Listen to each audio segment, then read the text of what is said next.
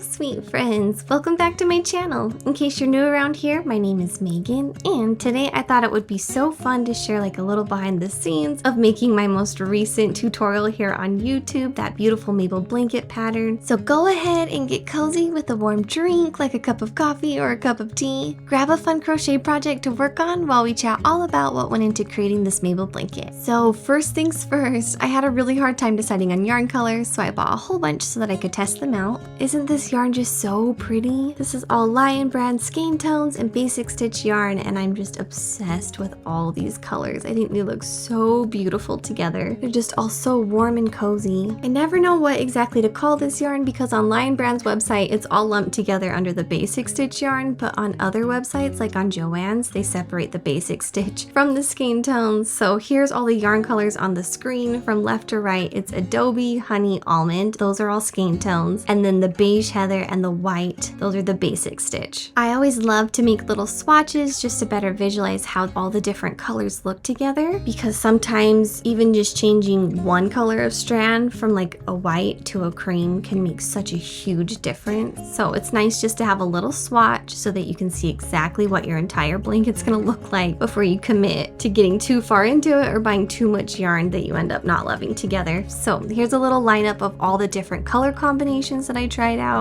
I was obsessed with so many of these. I thought they were so pretty. Sweet friends on Instagram were suggesting that I use these as coasters, which I thought was such a genius idea. These little coasters would be adorable as like a little Christmas gift that you could give out to family and friends. And after seeing all the swatches lined up like this, I realized that you could totally make like an ombre style Mabel blanket and it would just look so freaking beautiful. I definitely want to make that happen someday because I just think this is way too pretty. Another fun idea is that you could sew all these squares together like a patchwork quilt. I don't know if I have the patience to do that, but I thought it would look really, really pretty. These were my 3 favorite color combinations. My husband especially loved this one. It was Adobe, Honey, and Almond together. I think it looks gorgeous, total autumn vibes.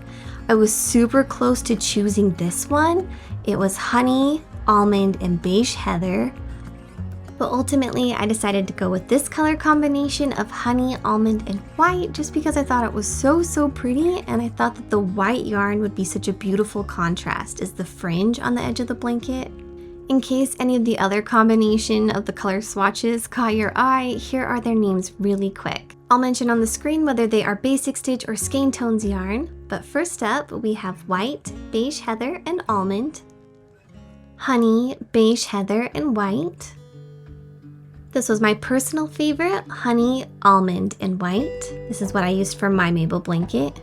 Another one of my favorites was honey, almond, and beige heather. This was my husband's personal favorite, and I really loved it too. Adobe, honey, and almond. Adobe, almond, and beige heather. Adobe, almond, and white. And lastly, Adobe, beige heather, and white. Let's get started making my Mabel blanket. So, in case you're curious about the name Mabel for this blanket, for the longest time I was just calling this blanket a chunky crochet blanket, and I was like, this blanket needs a proper name. So I asked my friends on Instagram for vintage name ideas. The name Mabel kept popping up and I just thought it sounded so sweet. So I looked up the name meaning because I was curious, and it means that it's lovable, and I just thought that was so adorable. And this blanket pattern is very loved by so many, so it seemed very fitting. And so we all decided to name this blanket Mabel. So back when I was very first learning to crochet, I made a blanket similar to this one, just 3 strands of worsted weight yarns, single crochet stitches. And then when 2020 hit, the world was feeling so heavy and I just was craving working on something sweet and comforting and nostalgic. And I stumbled across a really amazing yarn sale, and I remembered making this pattern years ago, and I was like, I need to make me another one of these. So I recreated it from memory, customizing the size, adding a border, and designing this fancy fringe that you'll see here in a bit.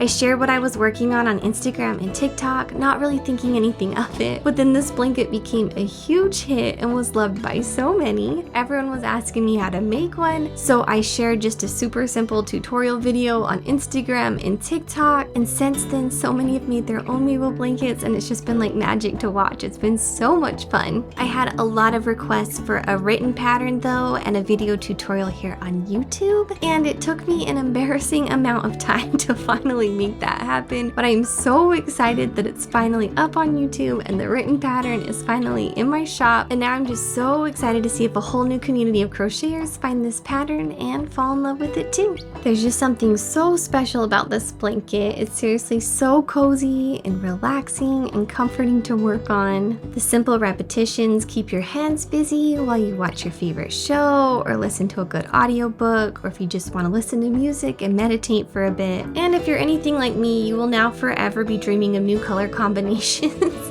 for your next Mabel blanket because it truly becomes addicting. Each Mabel is so unique. In case you need help deciding on colors for a Mabel blanket, you can go wild and honestly do anything that you'd like, but I personally love to pick 2 light colored neutrals like a cream and a white or a beige, and then for that third strand I like to do a fun pop of color, just to keep it easy. As a fun backstory for how I designed the fringe, I made this blanket and I was trying to think of what I could do for the fringe that would just be kind of different and fun. It's such a simple blanket that I felt like it really needed like a fancy pop of fringe. So I had this blanket in my house that I'd gotten from Amazon, and I noticed this fringe style along the bottom and I was like, oh, this is beautiful. Like, could I recreate this with yarn on my blanket? So this was one of those rare moments where you have an idea in your head and it comes out flawlessly the first try.